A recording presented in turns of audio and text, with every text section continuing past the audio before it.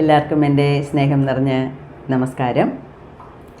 ഇന്നത്തെ വീഡിയോ എന്ന് പറയുന്നത് 246-ാമത്തെയാണ്. ഇതിൽ നമ്മൾ പുതിയതായിട്ട് ഒരു അധ്യായം തുടങ്ങുന്നു. അതായത് ഇപ്പം ഞാൻ കുറച്ച് നാളായിട്ട് ഈ ചക്ര ഹീലിങ്ങിനെ കുറിച്ച് ഇടയ്ക്കിടയ്ക്ക് അനൗൺസ്മെൻറ്റ് തരുന്നു, കുറച്ച് ഷോർട്സ് ഇടുന്നുണ്ട്. എന്നുവെച്ചാൽ വീഡിയോ മൊത്തം ഇരുന്ന് നോക്കാൻ സമയമില്ലാത്തവർ ഈ ഷോർട്സ് എങ്കിലും കണ്ട് മനസ്സിലാക്കട്ടെ എന്നുള്ള ഒരു രീതിയിലാണ് ഞാനിപ്പം ഷോർട്സും കൂടെ സൈഡ് ബൈ സൈഡായിട്ട് ഇട്ടുകൊണ്ട് വരുന്നത്. എന്നാലും ഞാൻ വിചാരിച്ചു ജൂലൈയിൽ ഫസ്റ്റ് സാറ്റർഡേ ആണ് ഞാൻ ഈ ചക്ര ഹീലിങ്ങിൻ്റെ ഓൺലൈൻ ക്ലാസ് തുടങ്ങാൻ പോകുന്നത്. അപ്പോൾ അതിനു മുമ്പേ അതുവരെ ഒരു 10 ദിവസം കുറച്ചും കൂടെ വിശദമായിട്ട് ഈ ചക്രാസ് എന്ന് വെച്ചാൽ എന്തുവാ, അതിൻ്റെ ഹീലിങ്ങിനെ കുറിച്ച് എന്തുവാ എന്ന് ആൾക്കാർക്ക് ഒരു ബോധവൽക്കരണം ഉണ്ടാക്കാൻ വേണ്ടി ഞാൻ തന്നെയാണ് ഈ കാര്യങ്ങളിനെക്കുറിച്ച് പറയുന്നത്. ഞാൻ തന്നെയാണെന്ന് പറയുന്നത് എന്തിനാന്ന് വെച്ചാൽ ഇത് വേറെ ഒരു പുസ്തകത്തിൽ നിന്ന് എടുക്കുന്ന റിവ്യൂ അല്ല. ഓക്കെ, സദ്ഗുരുവിൻ്റെ ബുക്ക് റിവ്യൂ തീർന്നു, കഴിഞ്ഞ വീഡിയോയോടുകൂടി തീർന്നു. ഇനി ഇതിൽ സ്വന്തമായിട്ട് ഞാൻ തന്നെ ഈ ചക്ര ഹീലിങ്ങിനെ കുറിച്ച് കുറച്ച് സംസാരിക്കാം എന്ന് വിചാരിച്ചു. അതായത് ഈ നമ്മുടെ വേദങ്ങളുണ്ടല്ലോ, 4 വേദങ്ങൾ, ഋക്, യജുർ, സാമ, അഥർവണ വേദങ്ങൾ.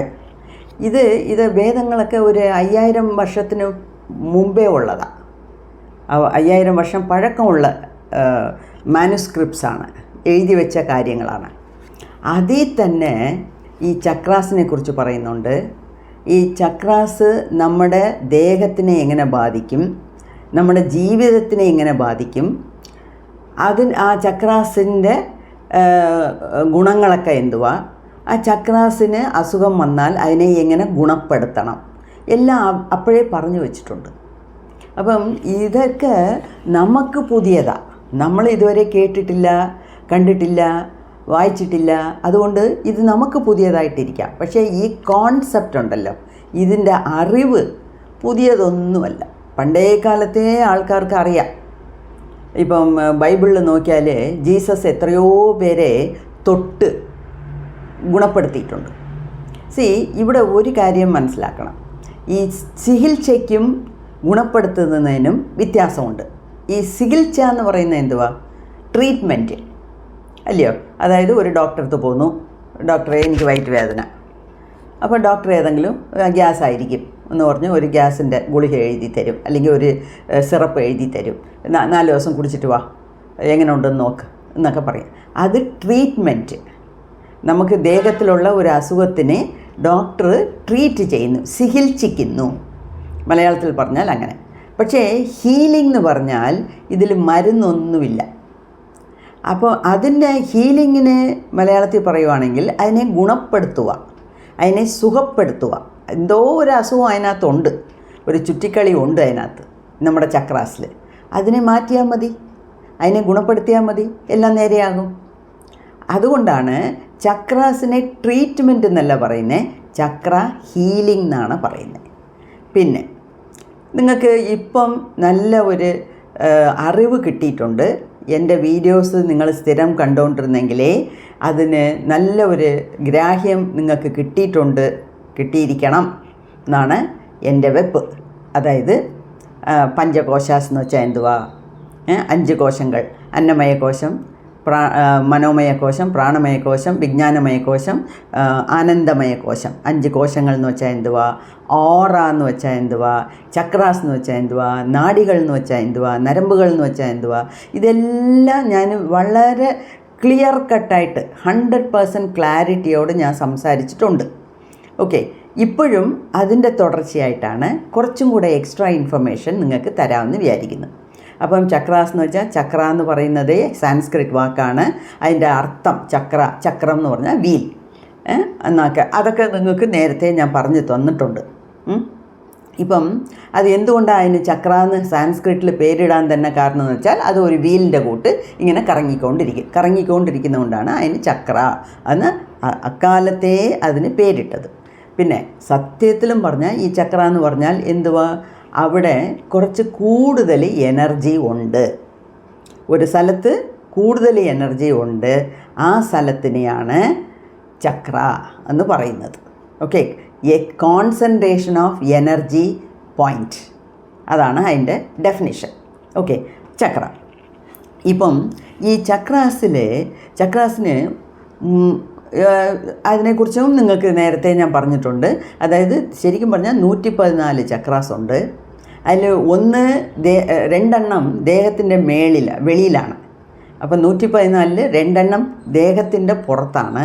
അതുകൊണ്ട് നമ്മൾ അതിനെ കണക്കിലെടുക്കുന്നില്ല. അപ്പം 114 - 2 112. ഈ 112-ൽ 4 ചക്രാസ് പ്രവർത്തിക്കുന്നില്ല. ആരുടെ ദേഹത്തും പ്രവർത്തിക്കുന്നില്ല. അതായത് ഈ ഭൂമിയിലുള്ളവർക്ക് ആർക്കും അത് പ്രവർത്തിക്കുന്നില്ല. അപ്പം 112 - 4 108. അങ്ങനെ 108 ചക്രാസ് നമ്മുടെ ദേഹത്തുണ്ട്.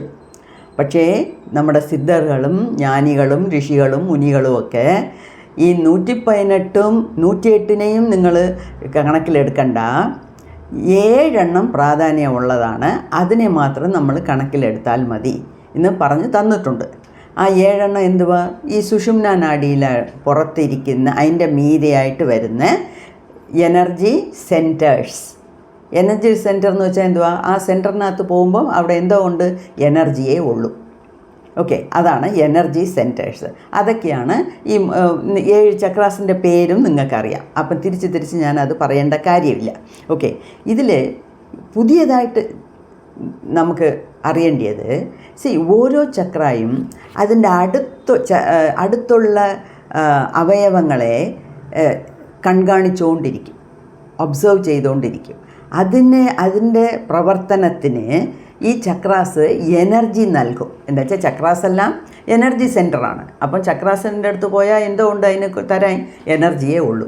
അപ്പം ആ ചക്രാസിനെ ചുറ്റിയുള്ള അവയവങ്ങൾക്ക് എനർജി നൽകിക്കൊണ്ടിരിക്കും. അപ്പം ഓർഗൻസ്, ആ അവയവങ്ങൾ നല്ല രീതിയിൽ പ്രവർത്തിക്കും. അപ്പം നമുക്ക് നല്ല ദേഹസുഖം കിട്ടും. ഓക്കെ, അതാണ് അതിൻ്റെ അർത്ഥം. ഫോർ എക്സാമ്പിൾ, ഒരു ചെറിയത് സ്വാധിഷ്ഠാന ചക്ര എന്ന് പറയുന്നത് എങ്ങനെ?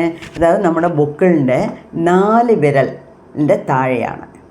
പിന്നെ വേറൊരു കാര്യം അത്യാവശ്യം എനിക്ക് പറയേണ്ടതാണ്.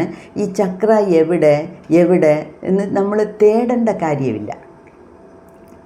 ചക്രാസ് ആക്ടിവേറ്റ് ആയാൽ അത് കറങ്ങും, അത് നമുക്കറിയും. മൂലാധാരം എന്ന് വെച്ചാൽ നമ്മുടെ മലദ്വാരത്തിനും ഈ റീപ്രൊഡക്റ്റീവ് ഓർഗനും ഇടയ്ക്കുള്ള പെരിനിയം എന്നൊരു സ്ഥലമുണ്ട്. ആ ചെറിയ സ്ഥലം, അവിടെയാണ് മൂലാധാര ചക്ര സ്ഥിരീകരിച്ചിരിക്കുന്നേ എന്നാണ് ആൾക്കാർ പറയുന്നത്. പക്ഷേ നമുക്കിപ്പോൾ അവിടെ പോയി തൊട്ട് നോക്കി കണ്ടുപിടിക്കാനൊന്നും ഒക്കത്തില്ല. അതിൻ്റെ ആവശ്യമില്ല. എന്ന് വെച്ചാൽ ചക്രാസ് എല്ലാം പ്രാണിക് ബോഡിയിലാണ്. നമ്മുടെ ഈ കണ്ണുകൊണ്ട് കാണാനൊക്കത്തില്ല. അത് മാത്രമല്ല, അഥവാ കണ്ടാൽ പോലും എന്തിനാ നമുക്ക്? ചക്രാസ് നല്ല രീതിയിൽ പ്രവർത്തിക്കണം, അത്രയേ ഉള്ളൂ. അപ്പം ഇപ്പം നമുക്ക് ചക്രാസിനെ തോണ്ടി നോക്കിയോ കുത്തി നോക്കിയോ ഒരു ഇഞ്ചക്ഷൻ ഇട്ടോ ഒന്നും ചെയ്യാനൊക്കത്തില്ല, ഇല്ലയോ? അപ്പം അതിൻ്റെ സ്ഥലത്തിരുന്നോട്ടെ. റഫായിട്ട് ഒരു ഐഡിയ കിട്ടിയാൽ മതി. റഫായിട്ടുള്ള ഐഡിയ എന്ന് വെച്ചാൽ എന്തുവാ?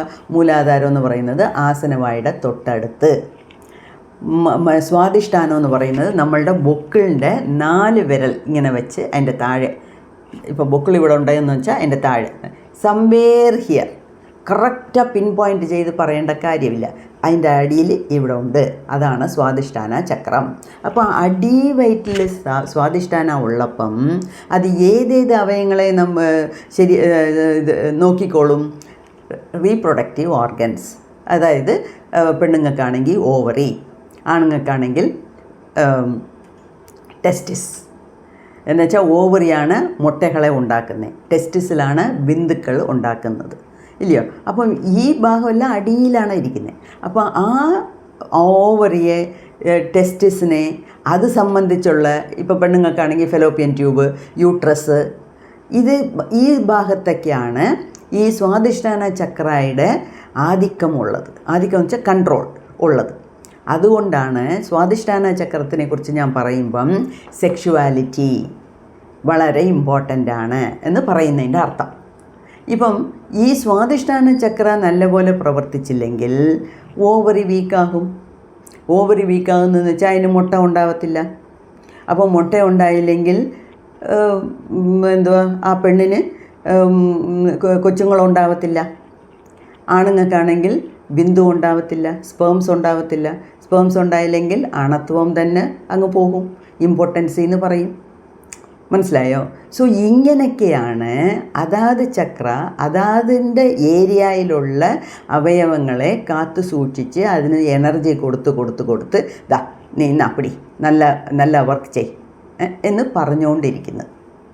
മനസ്സിലായോ? അപ്പം ഈ ചക്രാസിൻ്റെ മെയിൻ ജോലി എന്തുവാന്ന് വെച്ചാൽ 3 എണ്ണമാണ് പറഞ്ഞിരിക്കുന്നത്. അതായത് 7 ചക്രാസ് ഉണ്ടല്ലോ.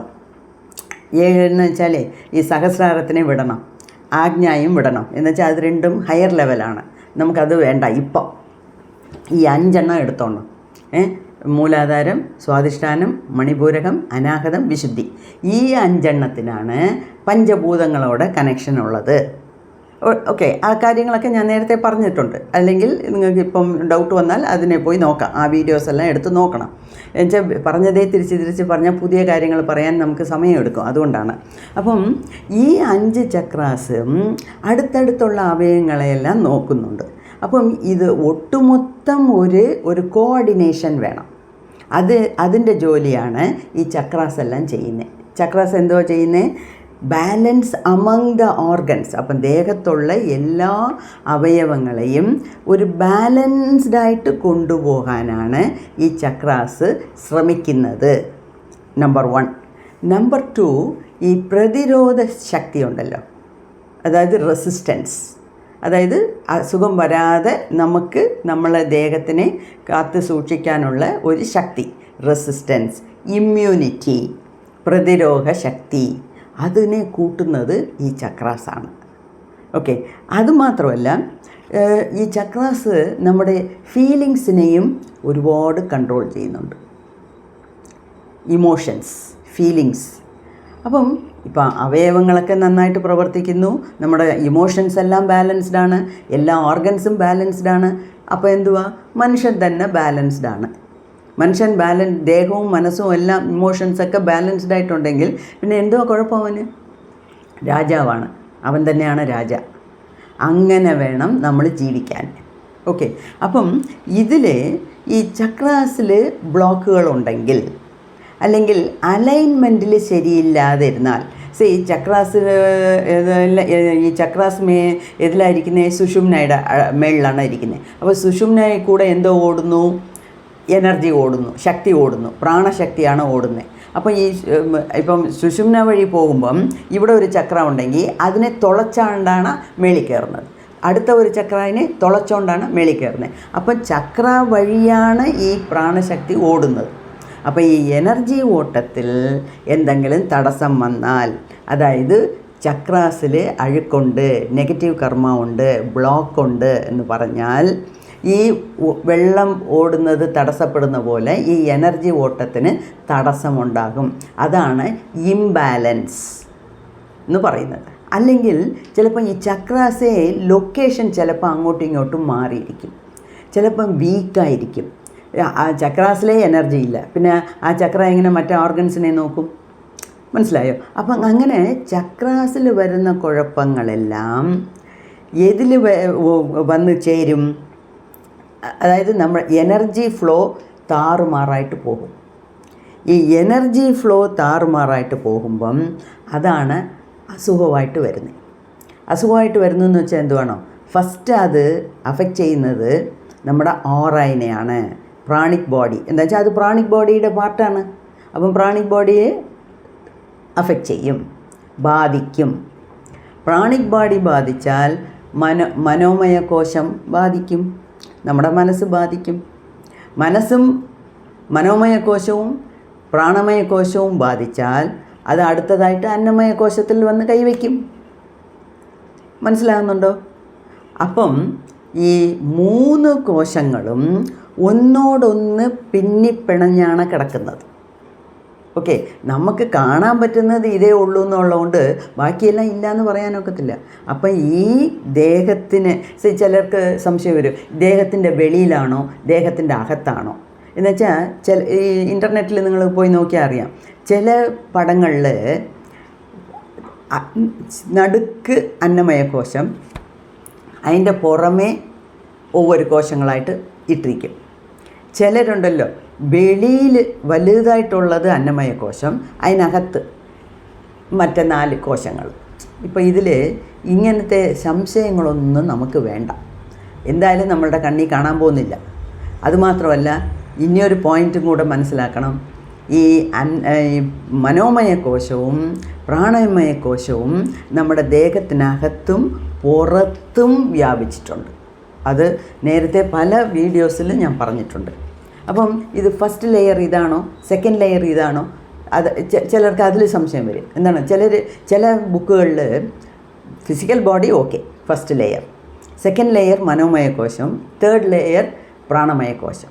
ചില പുസ്തകങ്ങളിൽ അന്നമയ കോശം, പ്രാണമയ കോശം, അടുത്തത് മൂന്നാമതായിട്ട് മനോമയ കോശം എന്ന് പറയും. ഇത് രണ്ടും ശരിയാണ്. ഇതേ വാക്ക് ഞാൻ അന്നും പറഞ്ഞിട്ടുണ്ട്. അതുകൊണ്ട് ഇതിലൊന്നും നമ്മൾ ചിന്തിച്ച് തല പുണ്ണാക്കേണ്ട കാര്യമേ ഇല്ല. 3 കോശങ്ങളുണ്ട്. ഓക്കെ, അന്നമയ കോശം, മനോമയ കോശം, പ്രാണമയ കോശം. ഈ കോശങ്ങളെ എങ്ങനെ ഈ ചക്രാസിലുള്ള ഇംബാലൻസ് ബാധിക്കുന്നു എന്നുള്ളതാണ് നമ്മൾ മനസ്സിലാക്കി എടുക്കേണ്ടത്. ഓക്കെ, സോ ചക്രാസ് എവിടെ ഇരിപ്പുണ്ട്? ഓറയിൽ, പ്രാണമയ കോശത്തിൽ. അതുകൊണ്ട് പ്രാണമയ കോശം ശരിയാവത്തില്ല, അതിനെ ബാധിക്കും. പ്രാണമയ കോശം ഉടനെ എന്തോയിൽ ബാധിക്കും? മനോമയ കോശത്തിനെ ബാധിക്കും. ഈ രണ്ടും ബാധിച്ചാൽ മൂന്നാമത് ഏതിനെ ബാധിക്കും? നമ്മളുടെ ഫിസിക്കൽ ബോഡിയെ ബാധിക്കും.